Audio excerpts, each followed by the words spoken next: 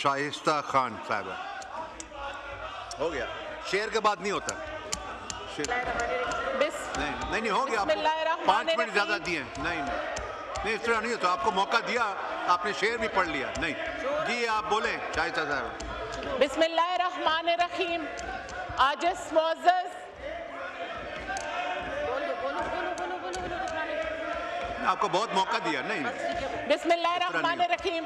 आज इस मुअज़्ज़ज़ ऐवान से सबसे पहले खराज तहसीन पेश करूंगी पाकिस्तान की इस बहादुर कौम को, जिसने इस मुश्किल दौर में, इस जंग में पाकिस्तान की अफवाज का साथ दिया, और साथ साथ बनियानुल मरसूस की फतह पर खराज तहसीन पेश करूंगी मैं वज़ीर आज़म शहबाज शरीफ साहब को कि उनकी क़ियादत ने यह साबित किया कि इंशाअल्लाह वो हर मोड़ पर पाकिस्तान के साथ डट कर खड़े हैं।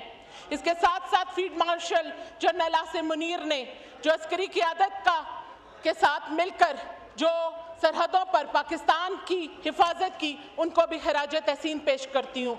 और हमारी फ़िज़ाई शाहीनों को जिन्होंने दुश्मन का गरूर पाश किया, उनको भी खराज तहसीन पेश करती हूँ। सफारती महाज पर इसहाक डार साहब ने जिस तरीके से दुश्मन के झूठे बयानिए को दफन किया, मैं उनको भी खराज तहसीन पेश करती हूँ। और ख़ासकर ख्वाजा आसिफ साहब ने जिस तरह डिफेंस मैकेनिज्म को स्ट्रॉन्ग किया और इंटरनेशनल मीडिया में पाकिस्तान की नुमाइंदगी की, उनको भी मैं खराज तहसीन पेश करती हूँ। मीडिया की जंग में ताउल्ला तारड़ ने पाकिस्तान का मौक़िफ़ जुर्रत और दलील के साथ दुनिया के सामने रख दिया। और ख़ास करके मैं इंजीनियर अमीर मकाम साहब को, जो वज़ीर अमूर कश्मीर हैं, उन्होंने बयानुल मरसूस के दौरान कश्मीर में जाकर ये साबित किया कि हम कश्मीरी आवाम के साथ डट कर खड़े हैं।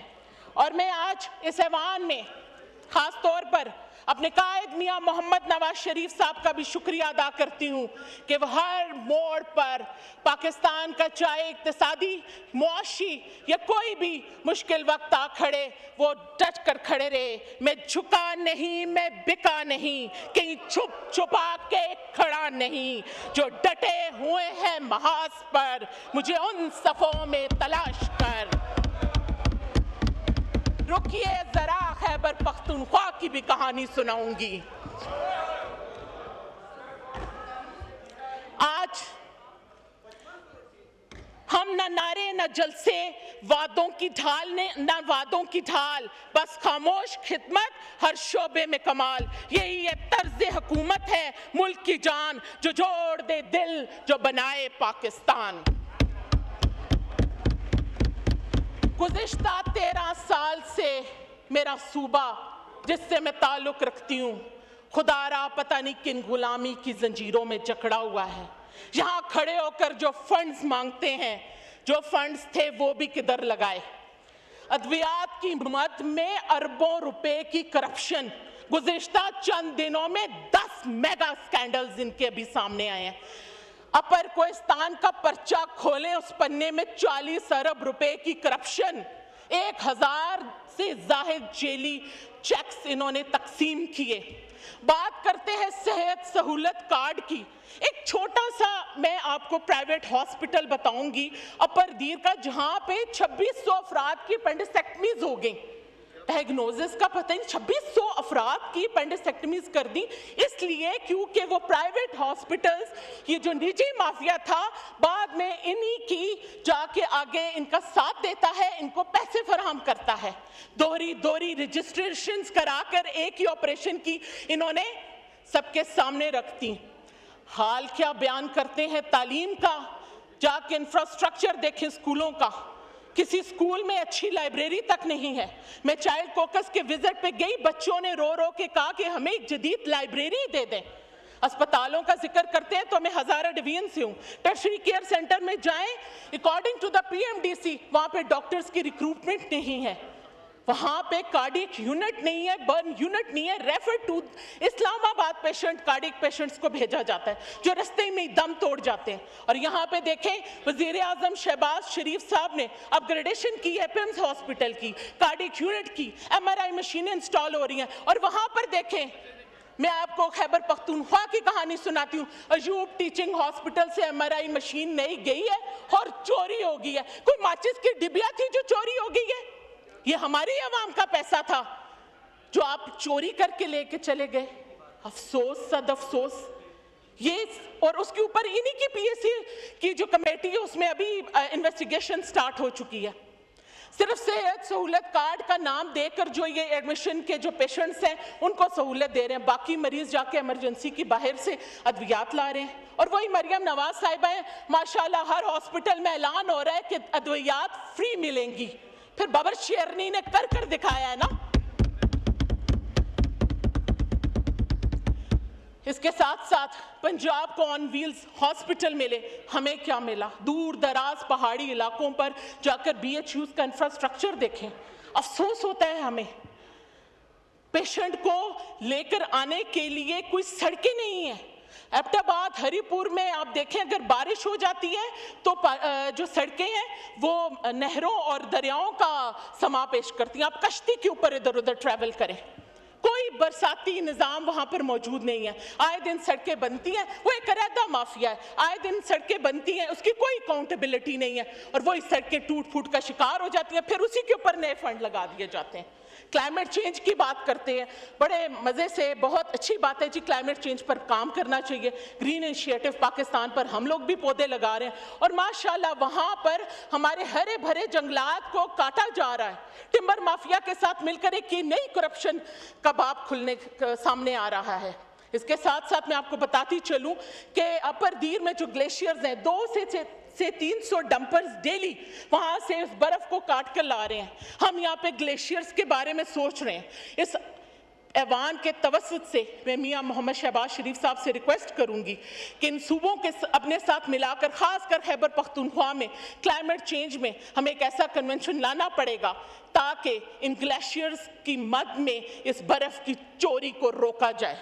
हर रोज एक नई चोरी होती है, कभी घड़ी चोरी हो जाती है, कभी बर्फ चोरी हो जाती है, कभी जंगलात से दरख्त चोरी हो जाते हैं, कभी सेहत सहूलत कार्ड के नाम पर अद्वियात चोरी हो जाती हैं। फिर पूछा जाता है चोर कौन है, चोर कहाँ है? चोर वहां है जहां उसको होना चाहिए। और जहां तक शहबाज शरीफ साहब की बात है, ये कहती चलूं आज कि आप जरा पाकिस्तान मुस्लिम लीग नून की हुकूमत के मंसूबों का एक जायजा ही ले लें, जो सिर्फ तख्तियों तक महदूद नहीं है बल्कि जमीन पर हकीकत बनकर खड़े हैं। सी पैक फेज 2 का आगाज हो चुका है। हजारा मोटरवे जो सिर्फ थाकोट तक था, अब माशाल्लाह गिलगित तक जाएगा। हिकला से DI खान तक मोटरवे हमने बनाई। इमरान खान के दौर में तो 1 इंच का इजाफा ना हुआ और अब हम इसे ज़ोब तक लेकर जा रहे हैं। सकरता हैदराबाद मोटरवे भी इंशाअल्लाह ताला इसी हुकूमत में मुकम्मल होने जा रहा है। और अगर किसी ने शहबाज शरीफ साहब की कारकर्दगी देखनी है तो इस्लामाबाद की सड़कों पर एक नजर ही डालने है। अभी मरगला हाईवे मुकम्मल हो चुका है, कर्नल शेर खान रोड को वुसअत दी जा चुकी है, तैयब उर्दगान फ्लाईओवर, सरीना अंडरपास, मरी फ्लाईओवर और पार्क रोड जैसे प्रोजेक्ट्स आप देख रहे हैं। एक्सप्रेस वे को रवात तक सिग्नल फ्री कर दिया गया है। साउथ एवेन्यू, ईरान एवेन्यू और दीगर सड़कें शहर को जुड़ने वाले एहसाब बन चुकी हैं। कहाँ रोके कोई, कहाँ थमे सफर, शहबाज है जो तो मुमकिन है हर अमर। न बहाने न शोर न झूठ का जाल, काम बोलता है यही है शहबाज की मिसाल।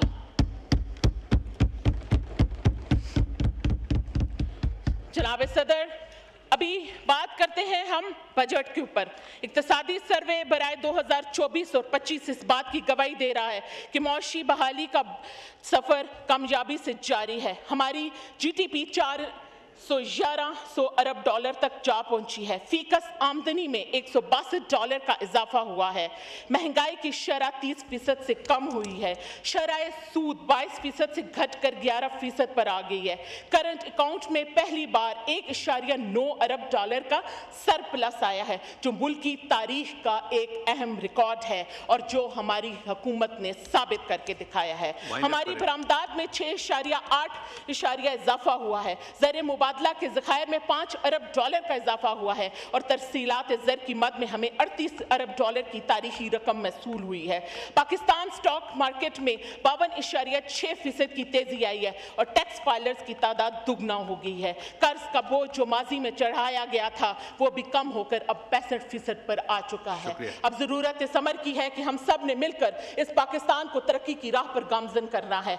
और मैं इस मौके पर बिलावल भुट्टो साहब को भी खराज तहसीन पेश करूंगी कि जो शहबाज शरीफ साहब ने एक डेलीगेशन बनाया और वो इंटरनेशनल विजिट पर गए, मुझे उन पर फख्र है कि वो आज हर महाज पर पाकिस्तान की जंग लड़ रहे हैं। इस वक्त ज़रूरत इस अमर की है कि हम सब एक प्लेटफॉर्म के नीचे खड़े हों और तमाम पाकिस्तानी ख़ास तौर पे जैसे कि अभी हनूद ने हम पर हमला किया और यहूद ने जाकर ईरान पर हमला किया, अब ज़रूरत इस अमर की है कि हम सब मुसलमान यकजा हो जाएं। इस शेर के साथ इजाज़त चाहूँगी। एक हूँ मुस्लिम हरम की पासबानी के लिए, एक हूँ मुस्लिम हरम की पासबानी के लिए, नील के साहिल से लेकर ताब खाके काशगर। शुक्रिया।